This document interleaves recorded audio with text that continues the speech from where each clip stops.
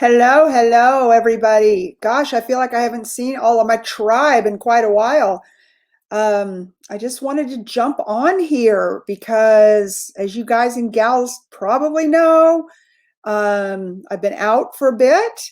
Had a little bit of a misfortunate accident on our ranch about 10 weeks ago, but hey, I'm back. It's all good. But I want to talk to you all about real estate. So in the last 8 weeks, even as I've been convalescing, is that the right word? Convalescing? Between my neck and my broken arm, which I had surgery on. I've got pins and plates and all kinds of stuff. I've sold 10 houses. I've either listed them or sold them. And yesterday was number 10 in 8 weeks. And I did part of it from a hospital bed. And why do I tell y'all that?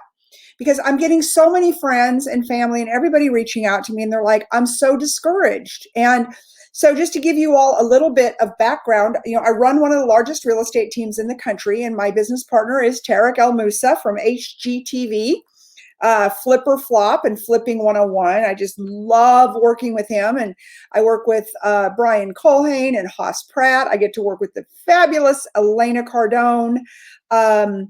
And hundreds of other agents. But I personally, Lisa personally, I have 100 agents on my team from all over the country and now all over the world. And the same thing comes up over and over again. And this is for somebody who is a client. If you're out there right now and you're watching this in any part of the country, I have an agent somewhere in this country on our team. And I want to tell y'all, if you feel like you can't buy a house right now, I want to encourage you that you can. Okay, you can. It's not as dire as the press makes it seem. So wait a minute. You mean the press overblow a situation? The press not tell the truth? Huh.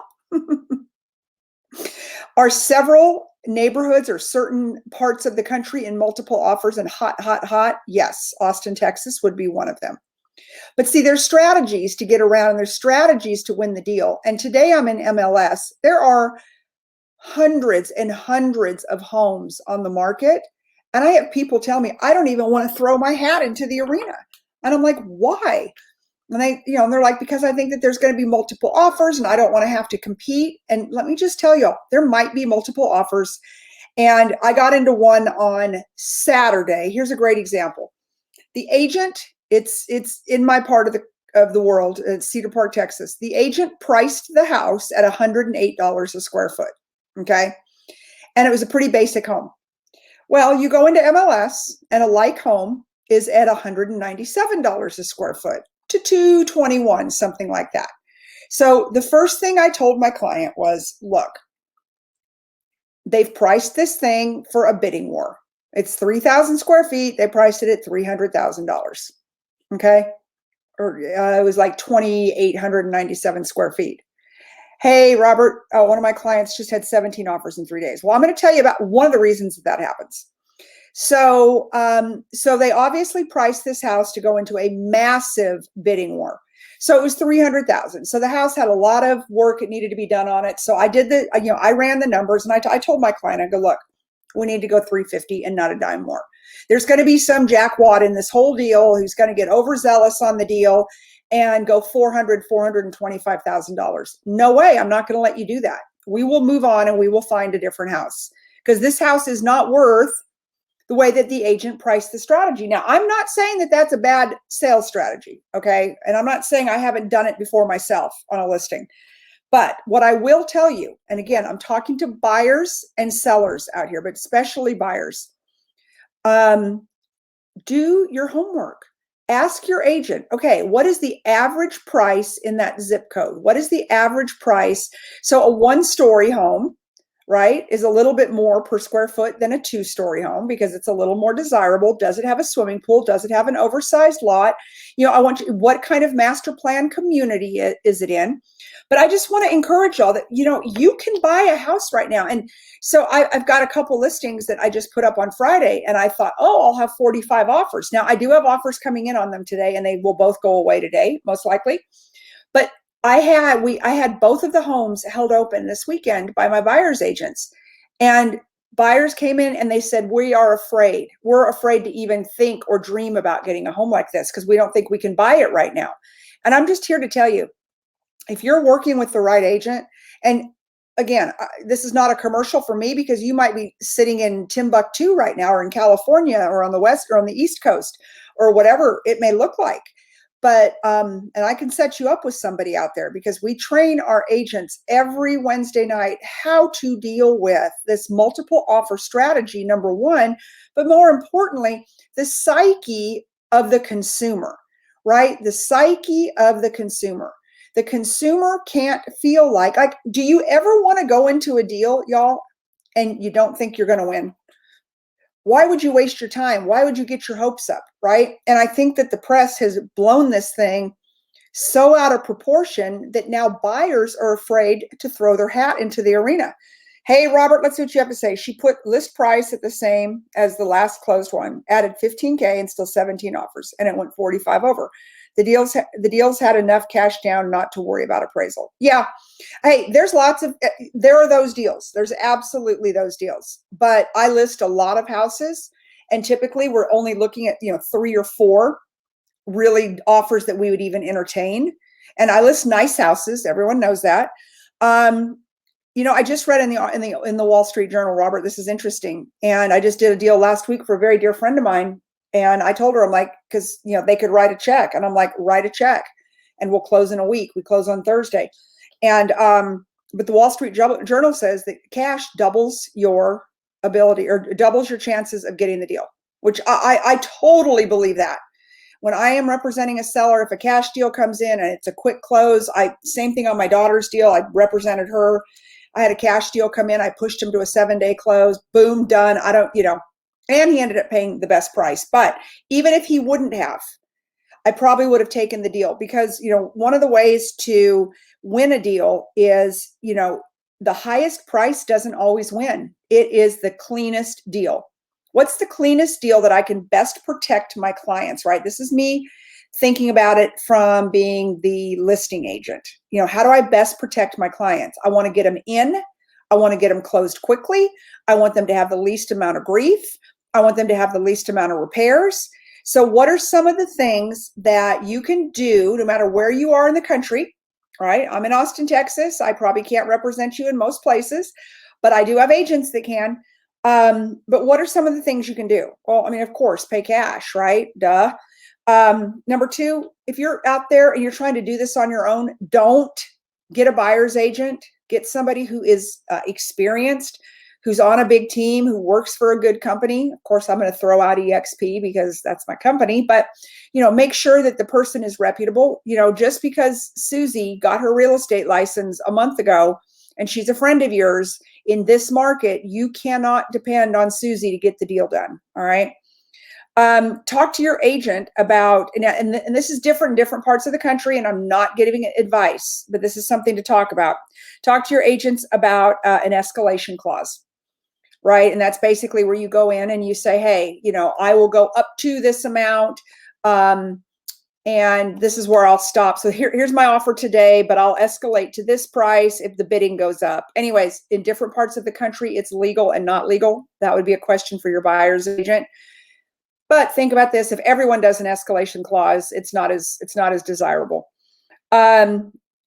And then I said, does the highest price win? And I just told you that not necessarily. For me, the cleanest deal wins. I want a clean deal. I want something down dirty, big and easy, as my friend Haas Pratt would say, big and easy, right? I want it easy for my sellers. I want it easy for my buyers. This doesn't have to be a painful experience. It needs to be the greatest experience of people's lives. When you're out making offers, and if you're a buyer, I had one the other day and he said to me, I want you to tell them this is my final offer. I'm like, is it? Is it really your final offer? Because we're not going to get the house at this price. And final offer is not going to, hey, Anthony, final offer is not going to bring a buyer or motivate a seller. If anything, they kind of go, meh. So if it's not really your final offer, that is not a good strategy. All right. And do your homework, just like this house with this first-time buyer that I had that was out at $108 a square foot. $108 a square foot. The average price in the neighborhood was $199 to $217, something like that. It was obvious what was happening there, that they wanted to create 40 offers, and they did, right? And so don't go crazy unless it's just your absolute dream house. Don't go too crazy. Now, I do have buyers that pay over 50,000, over 100,000 over. I've had several of them, but it was a once in a lifetime house for them, right? One of them backed up to Lake Austin. You're never going to recreate a river or a lake or whatever, but in a lot and block neighborhood, where they're building more of them, and another one will come on the market next week. Again, think about your offer. And I'm not saying, again, not to go above, because I've had several of my people go above, but we had to make it make sense on the future appreciation. You can't let emotion drive a real estate deal, right? You want data. Data doesn't lie. It doesn't lie. And again, and in certain parts of the, if that house is sitting in downtown Austin, Texas, it's the only one like it, it's a, whatever, you're going to have to pay the piper. If it's sitting on a lake, a river, a stream, even a pond nowadays, you're probably going to have to pay the piper. If it's a super unique property and, there isn't, like, you look around, there's nothing else like it out there, and you're in multiples, well, then you better step up and pay the piper. But if it's in a neighborhood where they've built every fifth one is just like it, I wouldn't go too crazy on it. I just, that's just me. That's the way that I talk to my people about it. So doing your homework and working with your agent, that's the best strategy that you can use. So I wanted to offer everybody out there, I've got a home buying book. Got a couple of them, actually. Complete guide to buying a home, and then how I can sell your home fast and for more money. And they're free. So you can get them at lisacopeland.book.live, and just send me a note. It's a website, and the books, you can read them online. If you're local, I'll send them to you, because then you'll probably work with my team. But I want to encourage everybody out there. I just have friends that are like dropping out of the game all over the country. And they're like, I'm not even going to try to buy a house right now. I'm like, no, you've got to buy a house right now, because these interest rates are going to go up. Number one. There's a lot of talk with this new administration about repealing a lot of the tax laws. And so, like, now is the time to buy a house. You may pay a little bit of future appreciation, AKA a little bit over sticker for my car friends. But at the end of the day, nobody ever loses money on real estate. But I just want you to be a smart consumer, but I don't want you to give up on the game. And if you're in Central Texas or in Texas or Oklahoma, Florida, Arizona, I've got huge teams in all of those states.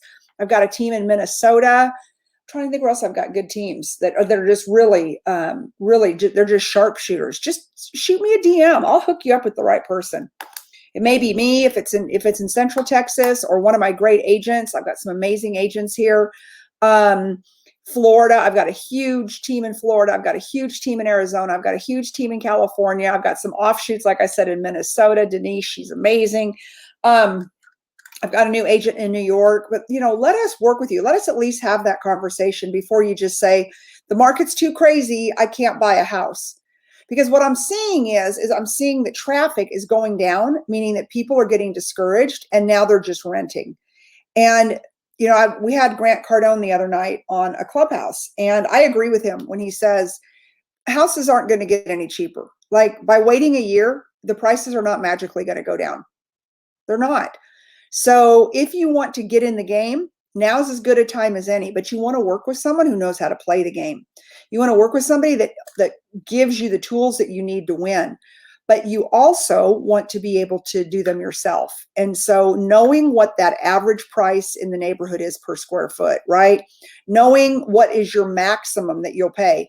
And anybody who sends in for the free book, which is at lisacopeland.book.live, I'm creating right now my best tips for negotiation, which if I told everybody on Facebook, then all my competitors get it. But for people that are truly looking to buy a house, I mean, I've lost one deal. I lost that deal, that the one I told you about, from the $108 a square foot. I'm like, dude, I got your game. I know what you're doing. And I just told my buyer, this is all we're paying, period. End of story. The house is not worth more than $350. The house is worth $350. He's pricing at $300. Now, just know someone else is going to come in and buy it for $400. That's exactly what happened. And I said, but at $400,000, I can find you a lot of house, and one that's in better shape than this one. So let's not get sucked up into the emotion of the bidding game and of trying to win. Let's take your hard-earned dollars and find you the best house possible. All right, who else is out there? See, I can't see everybody on StreamYard. Send them my way in Vegas. Who is that? That must be somebody out of one of my groups. So tell me who you are, Vegas. I wonder if that's Christy, because my friend Christy is in Vegas. I went to high school with her. So anyways, don't give up the faith. I mean, seriously, get my book. It's free. You can read it online. It's super cool how you can read it, like the pages turn and all that good stuff. If you shoot me an email at, I'm going to put it up here, lisacopeland.com, I'll send you my best strategies in today's market for negotiating. If you're a real estate agent and you want to join a kick-ass team with people like Tarek El Moussa and Elena and Grant Cardone, shoot me an email, lisa@lisacopeland.com, and let's discuss it. Kelly, I love you're honest with your clients. Oh yeah, Kelly, there's no other way to be, right? I mean, yeah, I don't have to sell a house to pay my rent. So I always want to do what's in the best interest of my clients, and so that they're happy, so that they make a good financial decision. And a first-time home buyer. So here's a good thought. Somebody who's an established homeowner who's going to buy $1 million house, I don't have heartburn with them paying 100 or 150,000 over. And I've done deals like that recently. It is what it is. That's the market up there. But a first-time home buyer to go in and pay way too much for a home that needs way too much work, like, not on my watch. I'll find them something else, right? It isn't about making the sale. It's about securing their future, securing everything that they've got going on. And from a financial standpoint, you know, for their family. Oh, and then did I mention that both of my buyers, they were veterans? One of them was disabled. Just wonderful people, wonderful people. It was like, nope. We're not going to do this deal. So, you know, anyways, all of that being said, go to my website, get the book. If you're local, I can send you the books. I've also got one for divorce. And then I'm also doing a sheet on home buyers tips. Like, what are the tips that you could use, the strategies that your agent may or may not know? And let's figure something out to help you buy the house of your dreams. Whether you buy it with me or somebody else, I don't care. You know, interest rates are still at an all-time low. I think they're going to go up. I think a lot of the tax laws are going to change with this administration, and I think it's going to be harder and harder to buy a house. And so I think that now's the time if you're going to do it, but do it smart, right? And you know, I love to say, do it scared. And I don't want you to do this one scared. I want you to do it smart. I want you to work with a great person. No matter where you're at in the country, shoot me a note. I've got a huge network. I've got a huge group of agents in my organization that I can put you with. I'll help quarterback the deal. Everybody has the right to have a new home. You know, everybody has the right to have a nice home. And now's the time to do it with these low interest rates. Because once the interest rates go up, you know, interest rates go up, your buying power goes down. Up, interest rates, down, buying power, right? So you want to get the maximum bang for your buck.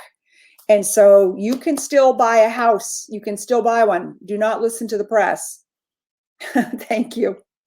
Do not listen to the press. There are homes out there. There's homes for sale. Yes, do some of them go into stupid multiple offers? Absolutely. You know what I have to say to that? Next. Move on. Move on to the next one. Okay. So that's my update, and I hope everybody is doing great. I'm glad to see everybody. Keep watching for my posts, but get my book. It's free. We're not going to spam you or anything crazy like that. I want to help you no matter where you're at in the country. And if you need a referral, either here locally, you want to work with me, or you need a referral anywhere else, I've got an amazing network of people that are like-minded, and we'll do everything we can to earn your business and protect your assets. All right, everybody. Talk soon. I'll be back soon. Bye-bye.